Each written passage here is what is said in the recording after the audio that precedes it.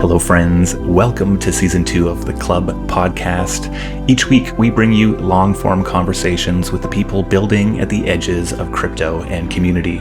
At Seed Club, we believe in a world where people, not platforms, capture the value created online, and where community-owned networks are some of the most valuable organizations in the world. Join us for a front row seat to the latest insights and tactical learnings at the intersection of crypto and community. Today, I'm joined by Devin Lewtan, who's the co-founder of Mad Realities, the world's first interactive dating show where the community decides what happens.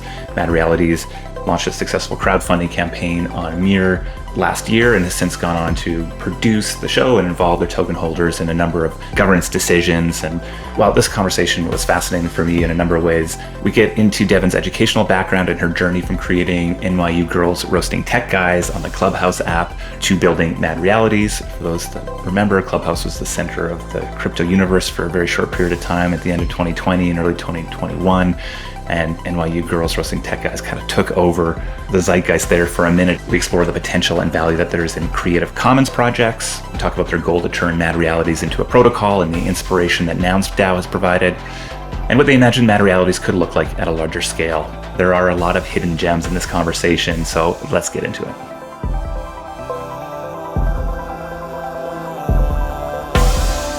Devin, welcome to the club. Hello. Hello. So I knew your voice far, far, far before I knew your face or yourself. And when I was sort of reflecting on recording this pod, I remember back to, do we say the good old days of before the crazy bull market run of whatever took over our lives for the last little while.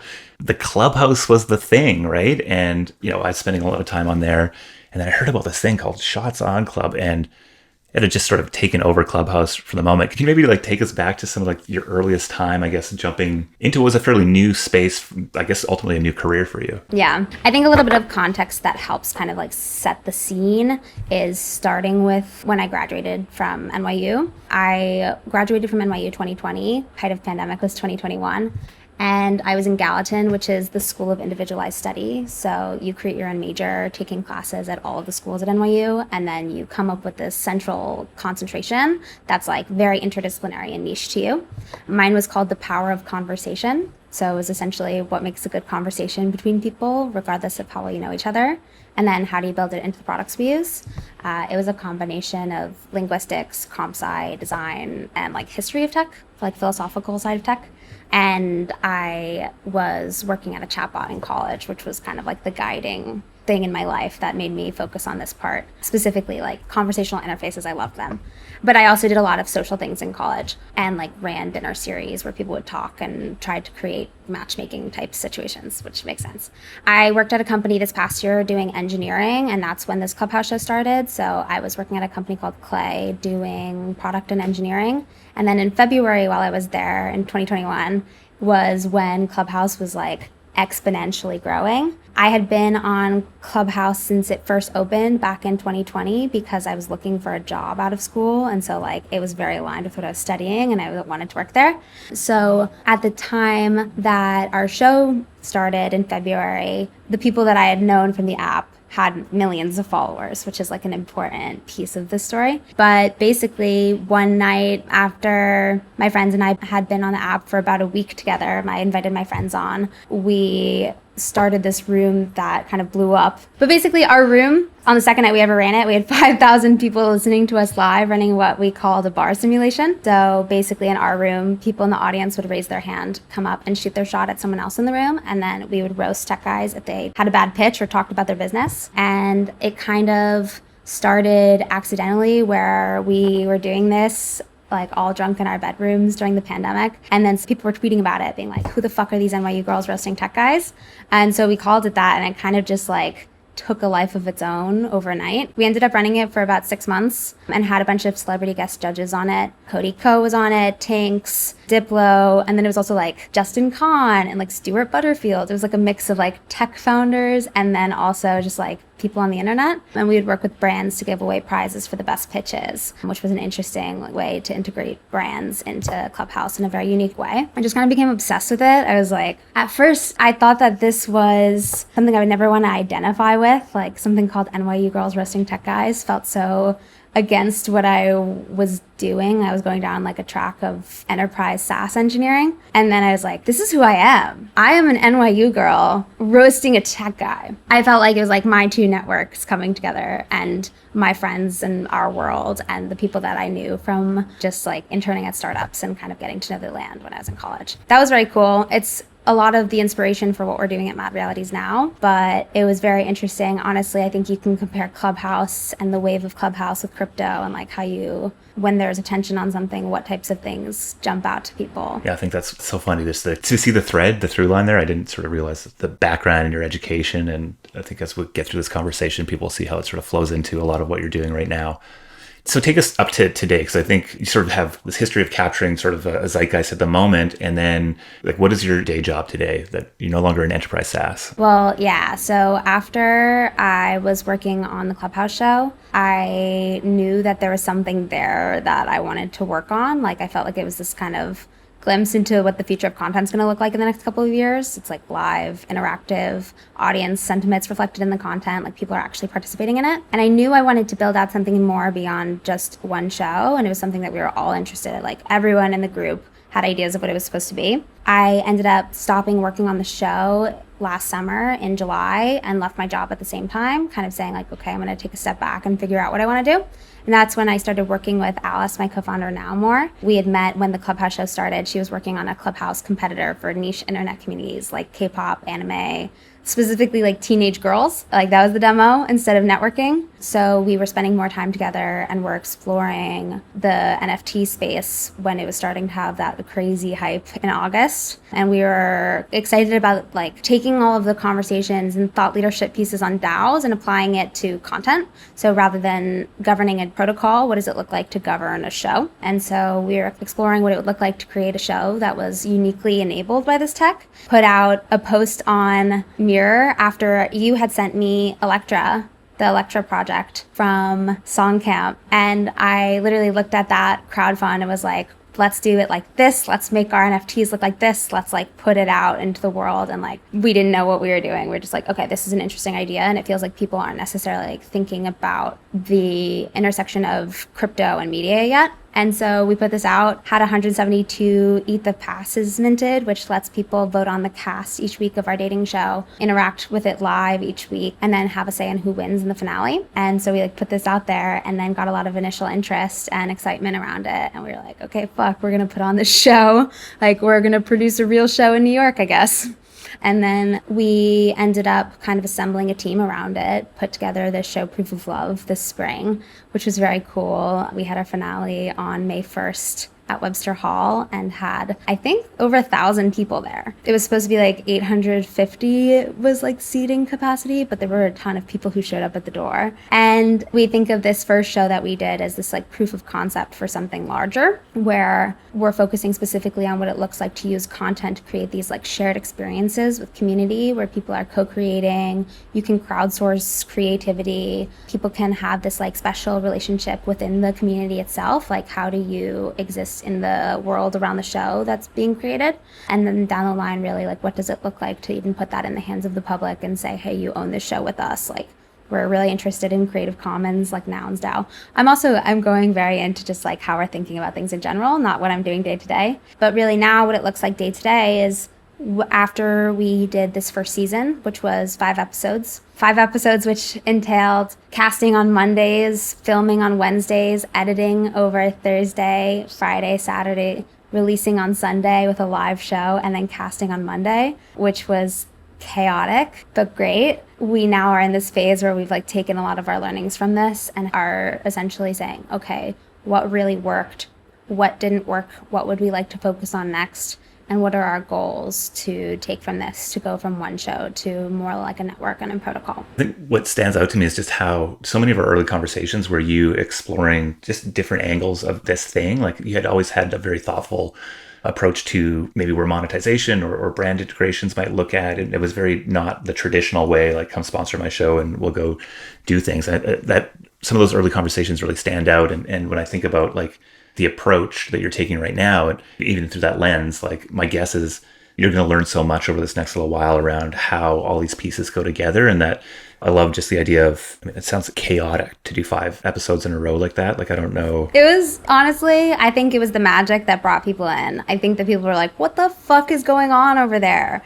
That we're seeing it, and it's what built our really strong community in New York. Yeah, that sort of intensity and iteration that can happen in such a fast time. And I think what I would describe as sort of like this momentum building is just such an important part in this space where attention's so fleeting, and how do you build trust and how do you build connections in a sustainable way? So yeah, I have no doubt that that was like absolutely essential to it, but also just like, I think the question marks that exist around so many of these communities right now, which is like there's a there, but like what is that there and what is this sort of enduring there, I think is still very, very much like early in the idea maze. And so like how do you actually move forward and get answers? It sounds like you sort of have that same belief as me, is that you get in market, you start doing, and everything from the crowdfund all the way through to 5-week sprint.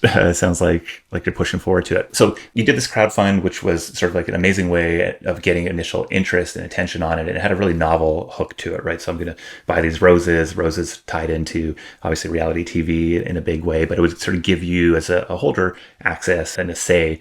And I'm curious, like, what did you find to be like the most compelling utility with those token holders through this sort of initial run? Yeah. Well, so our assumption and what we built was a casting game with a leaderboard.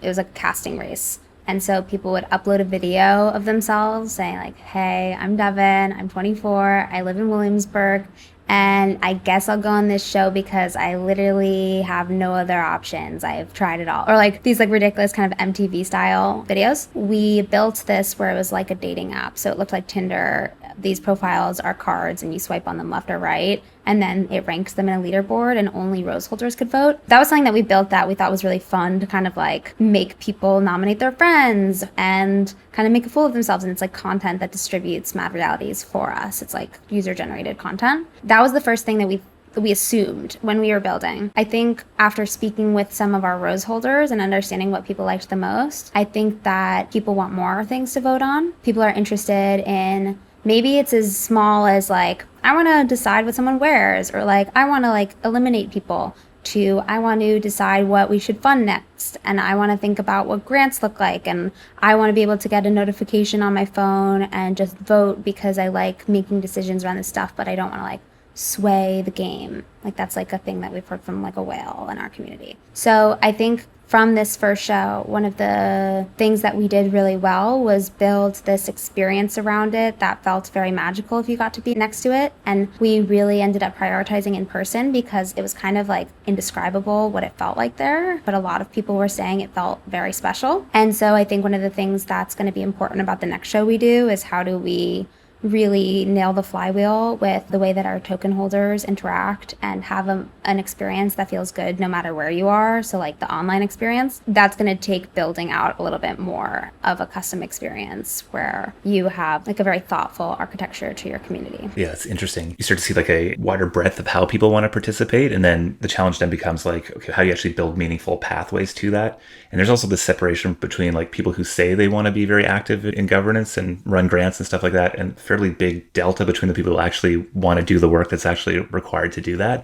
Mm-hmm. So I'm really excited about the number of experiments that are like really exploring that part of the stack, because I think it's really like far more nuanced and rich than just snapshot, and even just like a lot of like the more protocol governance style stuff, right? It's like conviction voting or like all that stuff is like nerdery and important, but like it's not about the experience. You're not focusing on the experience. So I would assume that you focusing on how do we make a governance experience that feels more like a show than it feels like a voting in your election. Totally, but also we have been getting a ton of proposals since our finale from people both online and also the people who found us through our in-person community.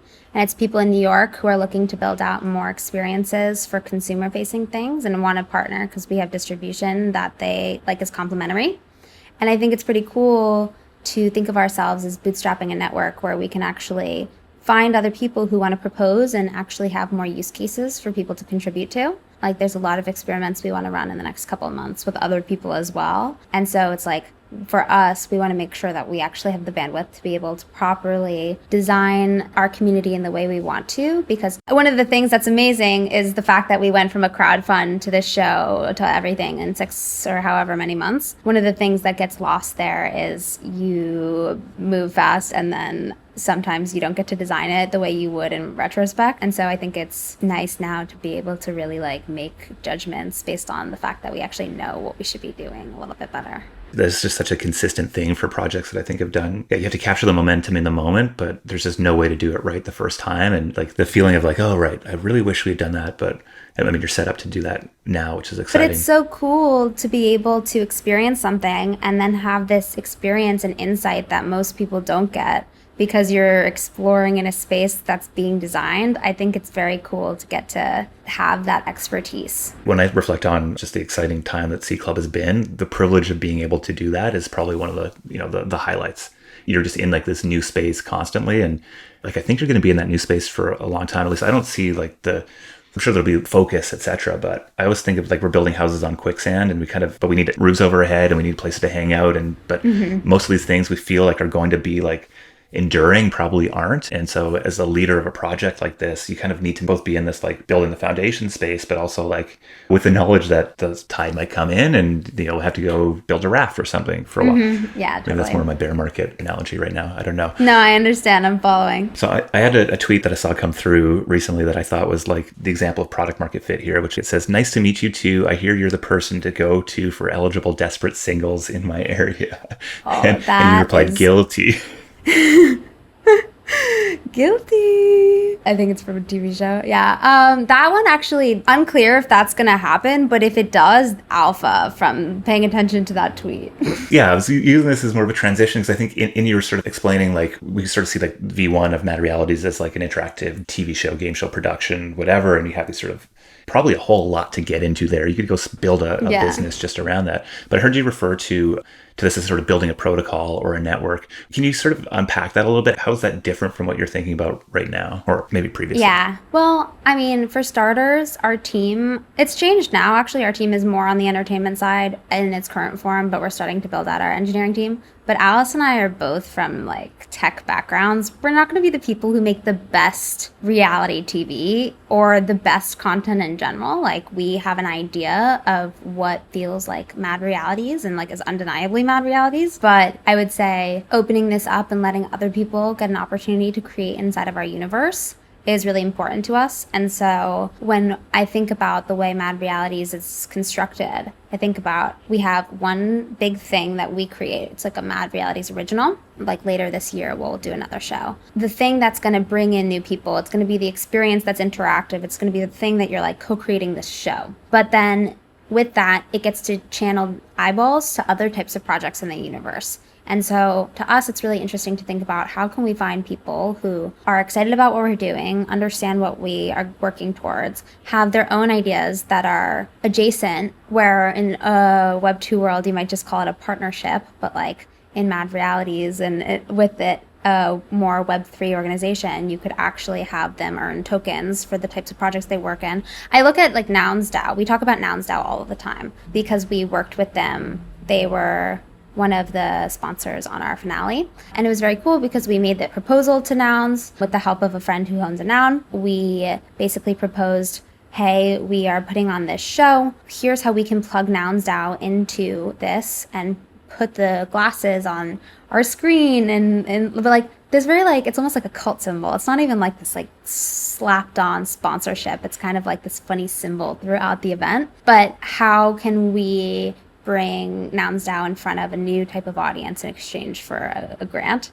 And so it was very cool to go through this process because they have a very like proper, meticulous process of how they look through proposals and how they decide what gets approved, and everything's on chain. And it was very cool to watch this because I imagine there's so many opportunities where you can do the same type of thing with projects that feel within the world of Mad Realities, where I think right now, like Nouns DAO gets some things about building out, like most of the things haven't been too creative. I think people are starting to get more creative. And so I think there's a really cool place to let creative people come and build within this ecosystem.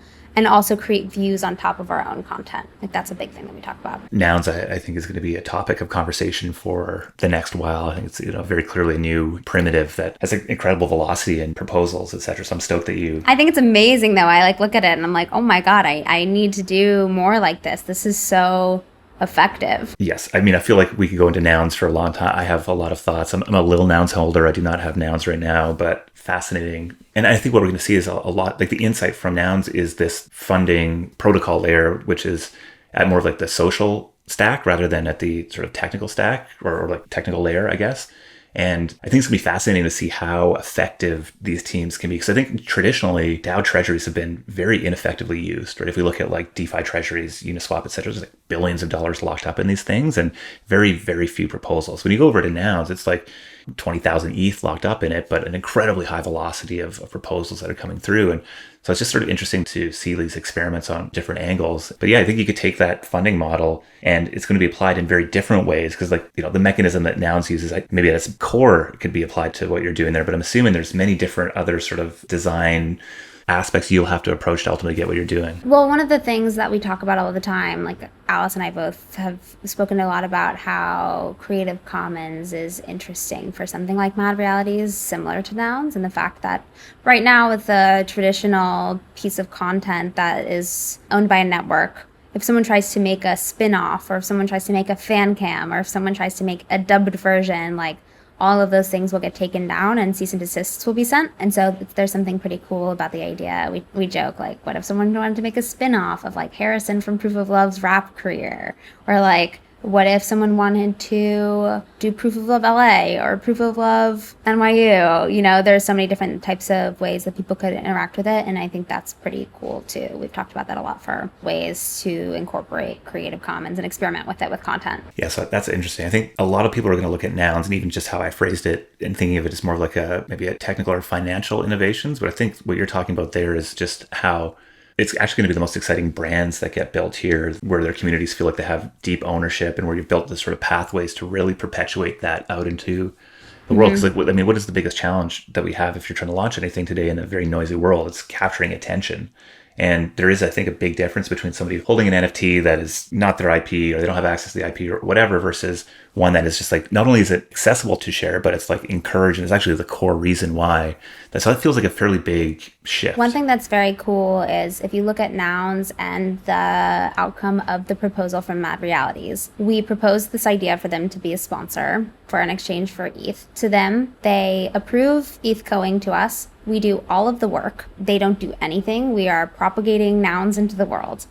We return to them saying the Nouns classes have been seen in almost 2 million views on TikTok and 70,000 likes on Instagram. And there's our audience is a group of people who are in a non-traditional demographic of crypto. Our SMS list is like 56% female, 50% 18 to 24. Which is interesting. And then we got to experience, one, we're like learning from them through this process. And two, we got this extra person to come on for the finale and make it very special. So it's very cool in the fact that I would say that's probably worth it to them. Like, I think that's an interesting thing. And you've seen other types of creative projects come in since as well. Like Mad Happy just put in a proposal, I believe. I saw a couple other creative ones. So I think it's actually really interesting in terms of how you get distribution from the people interacting with it. Just think about the amount of effort that a traditional network would have to go through to build out a partnerships team and legal team and all the things that there's just like the velocity that you'd get from something like Nouns scaled in sort of these different areas, I think would be it's just going to be far greater. Now, I think there's a number of challenges with it. Like you're obviously somebody who's got a history of delivering and there's a brand associated with it. And so really it does, actually Brian Flynn, who I'm talking to about Nouns, maybe we'll have aired that already by the time this goes live. But he said it moves the chance of rugging from the team to the contributor, which I think is interesting. I don't know if that's good or bad. Yeah, that is that's interesting. Again, it just sort of speaks to like the other, we see these new shifts, what you're doing specifically and what Nouns is doing, it just starts to make clear that there's other infrastructure or process or cultural sort of bounds that need to be aligned here to really work. And without a doubt, there's a there here. And I hadn't sort of put that together with how you were thinking about the protocol, but that makes it a ton of sense. I mean, there's a couple pieces to it. Like, I don't think everything we ever make will be in the Creative Commons space. I think it could be really interesting. What does it look like for a co-created show to get picked up by Netflix? What does it look like? You know, like, that's kind of interesting. You've never had 547 rose holders make a show together. You know, that's an interesting problem. I think there's something very cool about the idea of letting other people create experiences. Particularly, like, one of the things we think is really cool right now is like how hyper localized our audience is, our community. We have so many people in New York. Our rose holders are more distributed, but since the show started, we have so many people who are this like younger 20-something demographic I was describing before, and they really like what we're doing, and we've given them a way to talk about NFTs and crypto in a way they never have before. They're like, I thought crypto was a scam, but I guess I understand actually how Mad Realities works, and that's kind of cool. Like, people bought these roses, they get to interact with the show, and it funds the show. And then all my friends that worked on it got a rose. Yeah, I mean, I'm utterly convinced that communities and projects like this are the way people come into crypto, because it is just such a weird, crazy thing. And the way that the media talks about it, like, of course, people are going to think it's a scam. A lot of it is, right? But when you have, you see somebody like yourself talk about it, you see like the number of ways that it sort of aligns incentives across these different user groups, member groups, etc. And then there's a difference of feeling. Like, if somebody went and supported your crowdfund, they get this token. There's a connection there that is very different than, let me subscribe to your Clubhouse room or your YouTube channel. And I think it's also a challenge. Like, there's expectation that kind of comes around that as well, which I think is really novel to sort of navigate. Back to the point about momentum, I think you get a lot of leeway by just continuing to communicate and share and make that progress. Yeah, I would say I'm very proud of our team for the fact that if you look at our crowdfund, we did a lot. We really delivered on what we said. It was really important to us to create this experience. I think the idea stayed the same for a while. Like, what does it look like to create the show? But along the way, like, we promised that we were going to make you this show, and we did. I feel good about that. So you recently announced a $6 million fundraise for Mad Realities. I'm curious, like, the thinking behind that. What is that going to allow you to go do? How does that change things? Well, there's a couple of things that come with it. For starters, it's very exciting. We love all of our investors, and it's been really great to bring lots of different types of minds to the table. I think in terms of how you run something like this, we would not be able to build out the team that we would need to actually build the larger vision from it purely coming in through community. And for us, we knew that we were going to need to prepare to have runway for a certain amount of time to be able to actually get towards what we want this to be and how it's going to work sustainably. And so to bring in the right partners to think about it from both a hiring standpoint, legal standpoint, like, this is a space that's being designed. You don't want to just be like running this project off of your Mirror crowdfund, like, that's like potentially breaking the way that people think about online security. You just want to be very careful. And so I think having all of that support is really amazing, and also really pushes us to think about how we should design our token systems in a way that actually both supports the thing we're trying to do and doesn't have some weird effect down the line. Like, we want to be very thoughtful about how we add new layers of tokens in. One of the challenges of having a bigger audience or bigger profile is there can be different opinions on like what is important, or at least most of that I think stems from a lack of understanding of like the complications around all the things that you're talking about there, and that there are things you can say, there are things you can't say, there are safer things to say, there are right structures, wrong structures, even question marks around structures.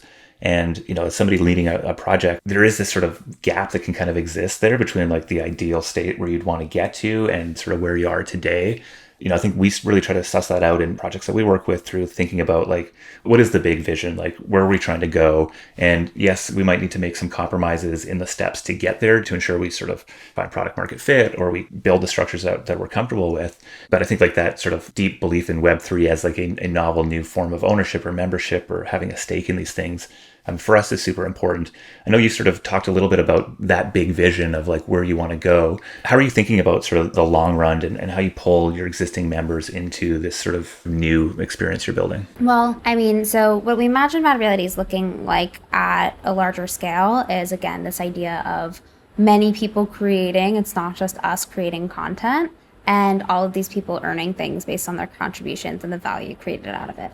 And you could imagine each show has its own community around it that's co-creating. Each show has its own live experience. Each show has its own really like hub to it. You could even think of it as like a sub-DAO, like if it's a city related project or if it's a different group of people. Like I mentioned, we did think about like expanding New York. What does it look like to have other people running things underneath?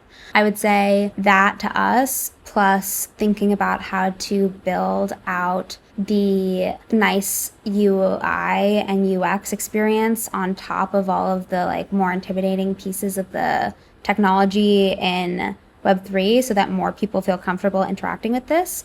Like the goal is to move towards a way where when we start to implement more of these like governance related portions, we want to be able to both make sure everyone is able to vote, so like bringing in new people, but then really actually having this like important place for our existing community that has taken initiative and has contributed and has been a part of it from the beginning.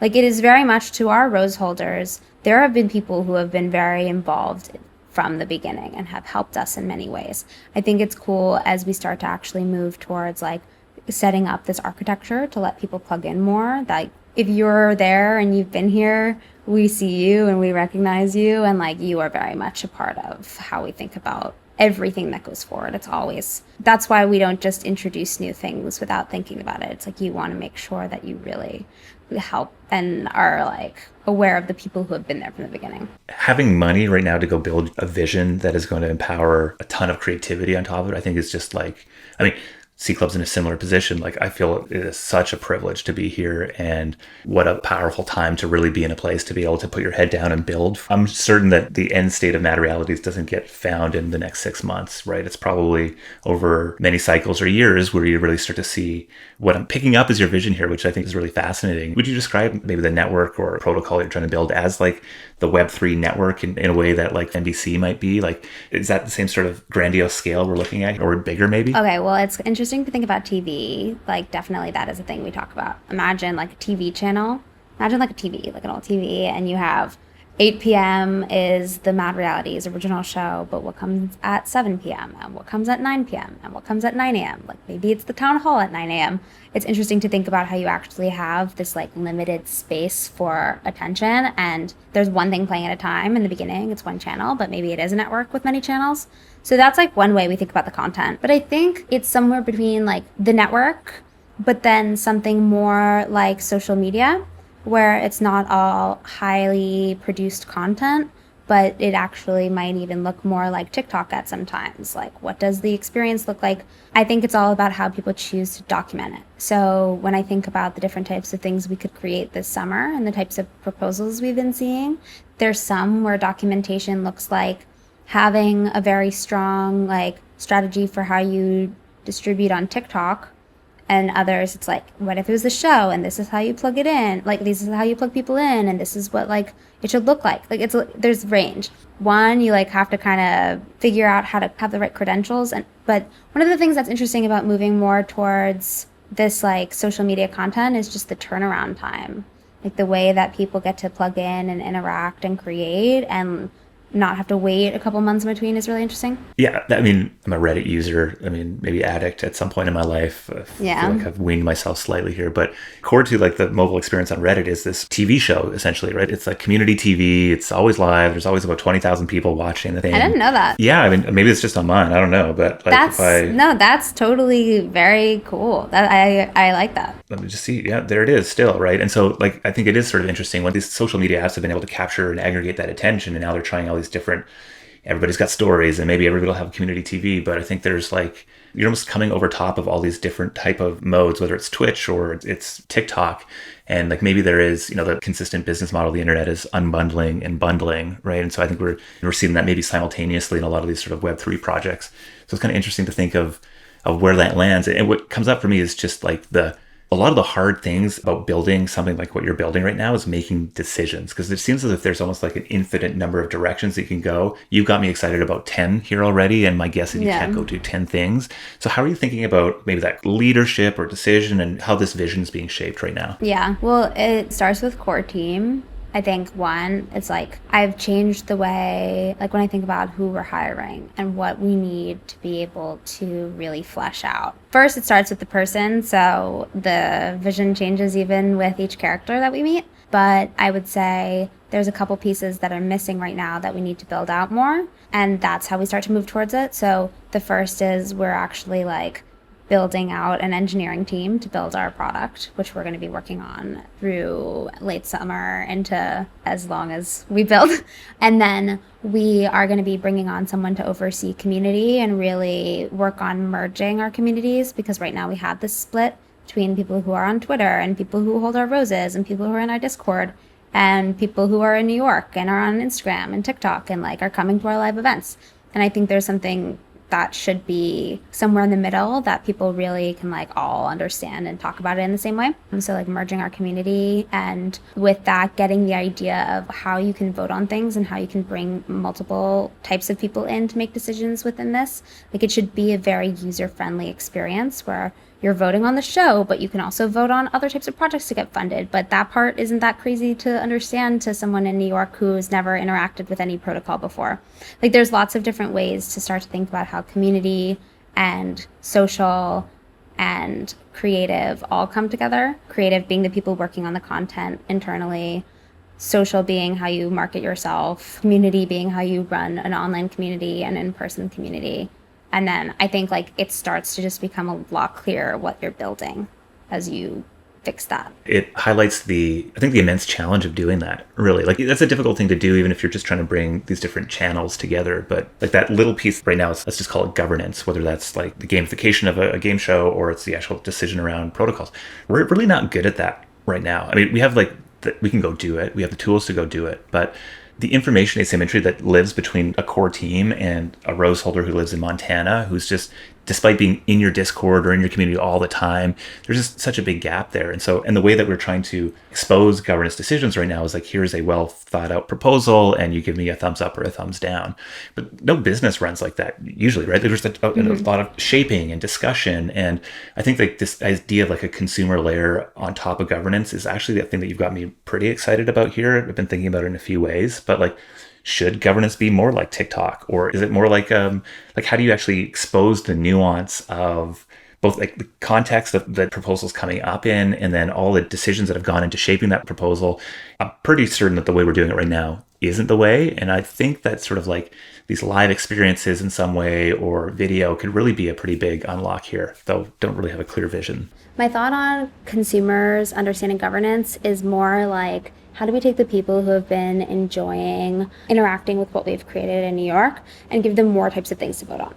So how can we actually like, one, open up the idea around, like one of the things we did at the finale was we dropped this free mint if you participated in voting on the winning couple. And if you participated by texting to vote, you would get a condom NFT. And so we gave out a bunch of condom NFTs to everyone who voted on the finale. And this is our way of starting to like slowly bring new people into the fold. It's free to mint. And the only way you can get it is by earning it if you like are interacting and participating in some way this summer.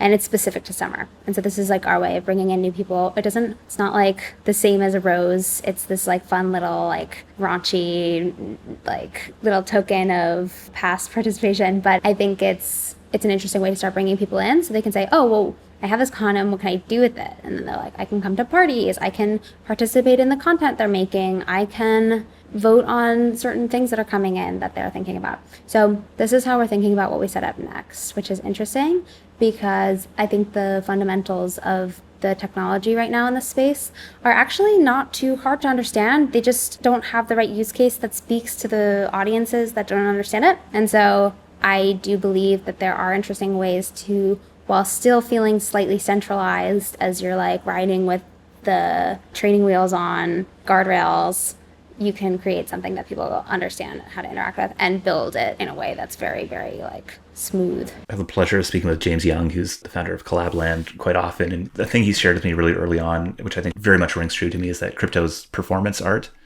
And that the more we can kind of lean into that, the more likely we're going to start capturing the imaginations of a wider and wider audience. And so to me, that's very much like the direction you guys are going. And I think it's super exciting. What is next, and where should people be paying attention? Yeah, we have a lot of information that we need to share with everyone. I definitely would say that's one of the things we could be better at. If you think that you would be a good community manager or a social media person at Mad Realities, we're hiring.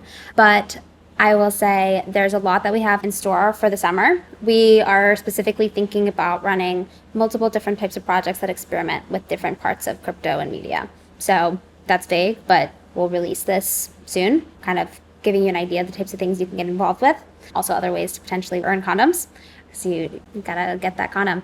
Really, I would say think of us in the future as a place you can come and make proposals to, even if it's not something prepared yet. We're actively thinking about how other people can create content and their own views into our own content in the universe of Mad Realities. So if you are thinking about content, pay attention. If you are thinking about just like interesting, fun community in New York, come pay attention.